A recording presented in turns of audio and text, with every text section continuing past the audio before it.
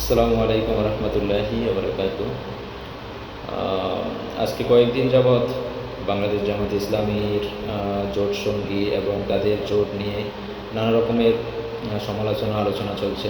এটা স্বাভাবিক, কিন্তু অনেক ক্ষুব্ধ হয়ে আজকে জামাত ইসলামের সমালোচনা করতে হচ্ছে যে আপনারা যখন জোট করবেন, জোটের চিন্তাভাবনা করলেন, তখন আপনারা বা আমির সাহেব অবশ্যই বলেছিলেন যে যদি দরকার হয় আমার আসনটা যদি আমার জোট সঙ্গীকে ছেড়ে দিতে হয় আমি ছেড়ে দেব।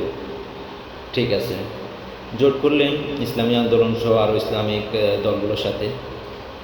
কিন্তু এখন আপনারা সব ঠিক আছে, এখন দেখা গেল আপনারাও ইসলামিক দল, ইসলামিক আন্দোলন চরমোনায় ওনারাও ইসলামিক দল, আরও ইটিসি আছে, কিন্তু আপনারা যেটা আসন বন্টন বা যেভাবে তাদেরকে তো দিতে হবে। এখন আপনাদের সার্ভ অনুযায়ী যদি আপনাদের 300 আসনে যদি আপনারা ভালো পজিশনে থাকেন, তাহলে কি আপনারা 300 আসন নেবেন? তো আপনারা আসন সমঝোতার কথা নিয়ে আসলেন কেন? এখন এনসিপিকে আপনাদের সাথে নিয়ে আসলেন। এখন এনসিপির কয়টা ভোট আছে সারা বাংলাদেশে? তাদেরকে আপনারা কি আক্কেলে 30টা আসন তাদেরকে দিতেছেন, যাদের এলাকার মানুষই চেনে না। যেমন আমি একটা উদাহরণ দিতেছি, জালকাঠি 1, যেখানে ডক্টর ফয়জুল হককে মালয়েশিয়া থেকে নিয়ে এসে ওনাকে উনি নির্বাচন করতেছেন, তারপর স্বতন্ত্র হিসেবে উনি গেলেন। উনি আগ থেকেই ওনার এলাকাতে অনেক পপুলার, এমনকি ওনার এলাকাতে আগেও উনি কাজ করেছেন যে, এবং মিডিয়া ব্যক্তিত্ব ডক্টর ফয়জুল হক। তারপরে ওনাকে জামাত ইসলামের যোগদান করানো হলো, জামাত ইসলামের দাঁড়িপাল্লা দেওয়া হলো। উনি প্রত্যেকটা দিন প্রায় 2-3 কিলোমিটার থেকে উনি প্রচারণা করতেছে, উঠান বৈঠক নানা কর্মকাণ্ড করতেছে। এখন ওই আসনে আপনারা এনসিপির সাথে জোট করার কারণে এনসিপির একজন নারী নেত্রী ডাক্তার মাহমুদা মিতু আপু, তো ওনাকে ওইখানে দেবে। ওই আসনে বাংলাদেশ লেবার পার্টির ডক্টর মোস্তাফিজুর রহমান ইনান, ওনাকে না নেওয়ার কারণ, ওনাকে লেবার পার্টিকে আপনাদের জোট সঙ্গে না নেওয়ার কারণও হয়তো এটাই হবে যে উনিও ওই আসনের প্রার্থী। যদি আপনারা ইনানকে নিতেন তাহলে অবশ্যই তো ওইখানে আপনারা ওনাকে দিতে হতো, সে অনুযায়ী ইনানকে নিলেন না। এখন এনসিপিকে নিলেন, এনসিপির উনি কোনোদিন তার এলাকাতে যায় নাই। আমি ওনাকে ফেসবুক অনেক দিন ধরে ফলো করি। উনি ঢাকামুখী মানুষ। উনি ওনার এলাকাতে কোনো গিয়ে দাঁড়ালে 10-15 জন 100 জন মানুষ ওনার পাশে এসে দাঁড়াবে না। তো সেইখানে আপনি আসন ছেড়ে দিবেন।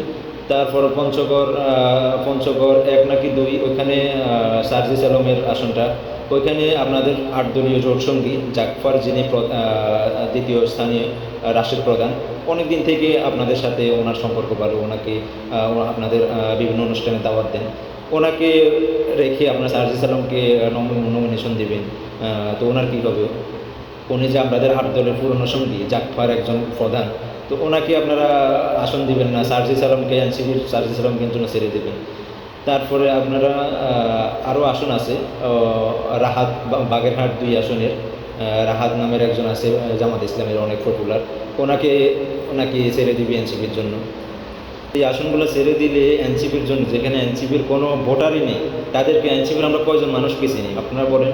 এনসিপির 4-5 জন 6 জন মানুষ ছাড়া আমরা মিডিয়াতে সারাদিন থেকেও এনসিপির মানুষদেরকে চিনি না। তাহলে ওই এলাকার মানুষ বা ওই ভোটাররা, এত লাখ লাখ ভোটার কীভাবে চিনবে? 1 মাসের ভিতরে কীভাবে তাদেরকে চিনাবেন? এতদিন ধরে দাঁড়িপাল্লা চিনিয়ে এখন আপনারা শাপলাকলি চিনাবেন?